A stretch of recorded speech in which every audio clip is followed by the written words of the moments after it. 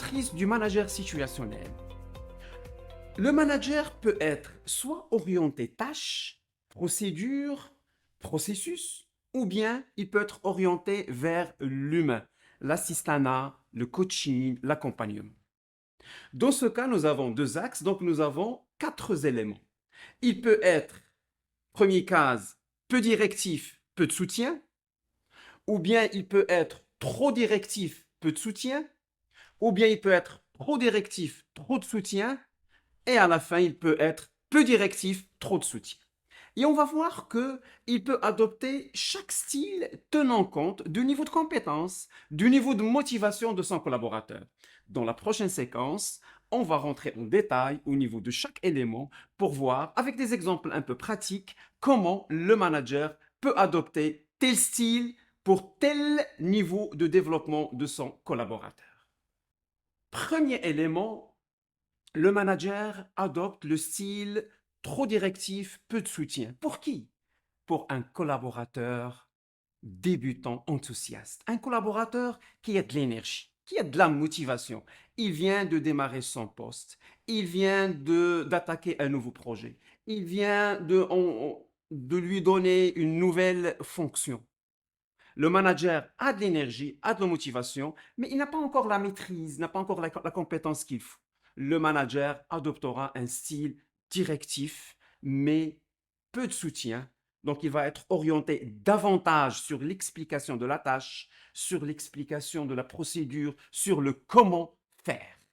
Deuxième élément de la matrice, trop directive, trop de soutien.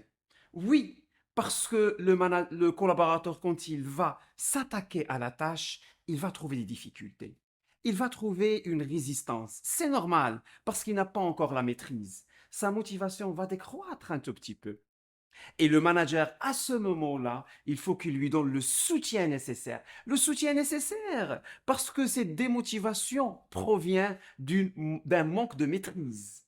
Et donc, il va adopter trop directif. Il est encore sur l'explication de la tâche, de la procédure, du processus, mais il est aussi sur le soutien du collaborateur pour qu'il puisse surpasser cette crainte, cette peur de ne pas réussir. À la fin, troisième élément, peu directif, trop de soutien. Le manager va laisser le collaborateur à faire le travail, à faire la tâche, mais en l'assistant. Pourquoi? Parce que ça va lui permettre de lui donner la confiance qu'il faut. Ça va lui permettre de l'accompagner dans cette voie de réussite. Nous avons tous besoin d'un soutien quand on veut performer nous-mêmes. On dit que le collaborateur, dans cette phase-là, il est un performant mais prudent. À la fin, quand le collaborateur va commencer à produire, à performer, le manager doit être dans une posture de délégant. Il va le déléguer. Pourquoi? Parce que c'est un signe de confiance pour le collaborateur. Donc, il va être peu directif, peu de soutien. À ce moment-là, le collaborateur est libéré parce qu'il commence à performer.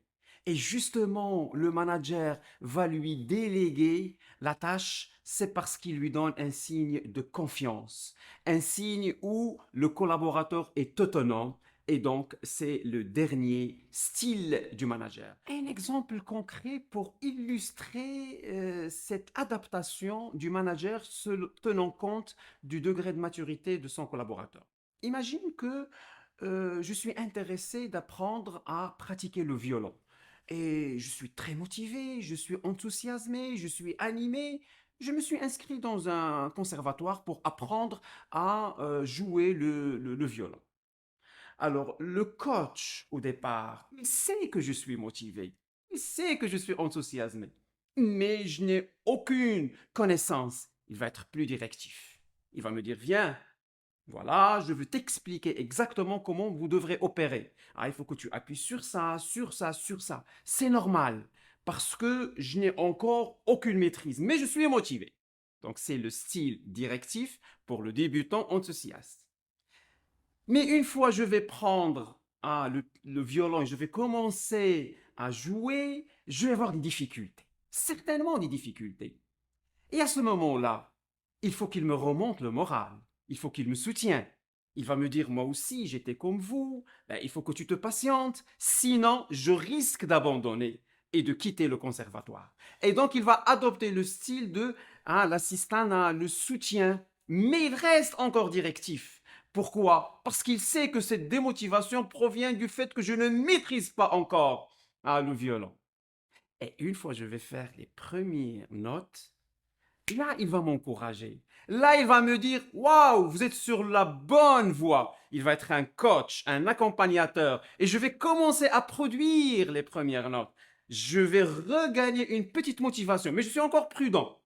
Mais une fois je vais faire une note complète, à ce moment-là, il va me dire, waouh, voilà, tu as réussi, tu es bien. Donc, il va me donner encore de la confiance et il va me déléguer pour que je puisse produire quelque chose à 100% de manière autonome. Voyez, donc il y a toujours ces phases-là qui doivent aller de manière graduelle. L'objectif, il faut que je sois capable de produire la note et je maîtrise le violon. Donc le manager adopte différents styles pour accompagner son collaborateur pour qu'il devienne performant, autonome. Et c'est ça la mission principale d'un manager.